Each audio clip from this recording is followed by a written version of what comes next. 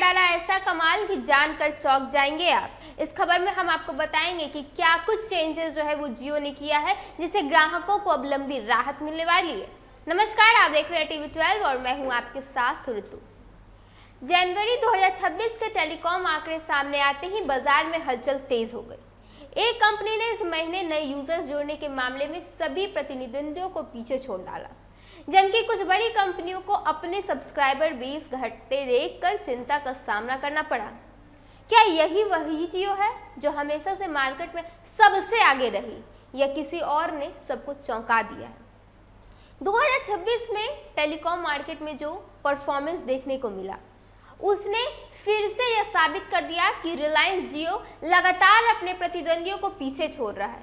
TRI यानी telecom regulatory authority of India की नई रिपोर्ट ने इस बात का खुलासा कर दिया है कि जनवरी से नए यूजर्स जोड़ने के मामले में जियो सबसे आगे रहा है। मुकेश अंबानी की कंपनी ने लगभग 1.6 मिलियन नए यूजर्स को अपने नेटवर्क से जोड़कर बाजार में अपनी पकड़ और भी कई हद तक मजबूत कर ली है। वहीं एयरटेल ने 1.2 मिलियन और BSNL ने 0.4 मिलियन नए सब्सक्राइबर जोड़े। वहीं वोडाफोन आइडिया लिमिटेड की स्थिति निराशाजनक रही। वोडाफोन ने जनवरी 2026 से लेकर अभी तक 0.7 मिलियन यूजर्स को खो दिया है। यह संकेत है कि कंपनी को अपने बिजनेस मॉडल और नेटवर्क रणनीति में बदलाव की जरूरत है। जेम फाइनेंशियल की लेटेस्ट रिपोर्ट में यह भी बताया गया कि जियो ने अपने जियो फाइबर ब्रांडेड सर्विस को तेजी से बढ़ाने में सफलता हासिल की, जिसके चलते लगभग 0.78 मिलियन नए होम ब्रॉडबैंड सब्सक्राइबर जुड़ गए। इसके अलावा जियो ने FWA यानी फिक्स्ड वायरलेस एक्सेस सेक्टर में भी 0.25 मिलियन नए सब्सक्राइबर जोड़कर अपनी मजबूत स्थिति बनाए रखी। ध्यान देने वाली बात यह है कि आंकड़े UBR यानी अल्ट्रा ब्रॉडबैंड रूरल सर्विसिंग के नहीं है, क्योंकि जियो ही देश में UBR सर्विस देने वाला एकमात्र टेलीकॉम ऑपरेटर अभी तक जो है वो बना हुआ है। कुल मिलाकर जियो के पास देश में 503.57 मिलियन मोबाइल और वायर्ड यूजर्स हैं, जबकि एयरटेल के पास लगभग 384.91 मिलियन और वोडाफोन के पास 128.97 मिलियन यूजर्स हैं। भारत में मोबाइल और वायर्ड दोनों सेगमेंट में जियो की बढ़त साफ ही लोगों को अब नजर आ रही है।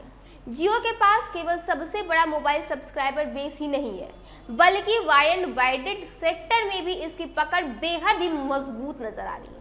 वहीं वोडाफोन के लिए यह समय चुनौतीपूर्ण साबित हो रहा है। कंपनियों के सब्सक्राइबर लगातार दिन प्रतिदिन घटते हुए नजर आ रहे हैं और 5G लॉन्च होने के बावजूद अभी तक वोडाफोन ने नए यूजर्स में सफलता नहीं हासिल कर पाई। वोडाफोन के अपने बिजनेस को बढ़ाने और यूजर्स को आकर्षित करने के लिए रणनीतिक कदम उठाने की जरूरत है। एयरटेल और जियो के बीच मुकाबला लगातार तेजी से बढ़ रहा है। दोनों कंपनियां हर महीने नए यूजर्स जोड़कर नए नेटवर्क एक्सपेंसेस पर काम कर रही है। BSNL हालांकि कभी कभी नए यूजर्स जोड़ रहा है, लेकिन उसकी वृद्धि दर जियो और एयरटेल जैसे कंपनियों के मुकाबले बेहद ही धीमी है। टेलीकॉम मार्केट में प्रतिस्पर्धा बढ़ाने के कारण वोडाफोन को भी अपने नेटवर्क और सेवाओं में सुधार करना होगा ताकि वह नए सब्सक्राइबर्स आकर्षित कर सके। कुल मिलाकर यह आंकड़ा साबित कर रहा है कि जियो अपने टेक्नोलॉजी और ब्रॉडबैंड सर्विसेज के दम पर मार्केट लीडर बनी हुई है। एयरटेल लगातार जियो के पीछे मजबूत स्थिति बनाई हुई है, जबकि वोडाफोन को अपने यूजर्स बेस को बढ़ाने और नेटवर्क सुधार में ज्यादा ध्यान देने की आवश्यकता है। इंडियन टेलीकॉम इंडस्ट्री में इन बदलावों से यह स्पष्ट हो गया है कि नई टेक्नोलॉजी और बेहतर सर्विस ही कंपनियों की सफलता की कुंजी है, जिसमें अभी सबसे आगे मुकेश अंबानी का जो जियो है वो नजर आ रहा है। फिलहाल के लिए बस इतना ही। ऐसे ही तमाम खबरों के साथ बने रहने के लिए देखिए टीवी 12। धन्यवाद।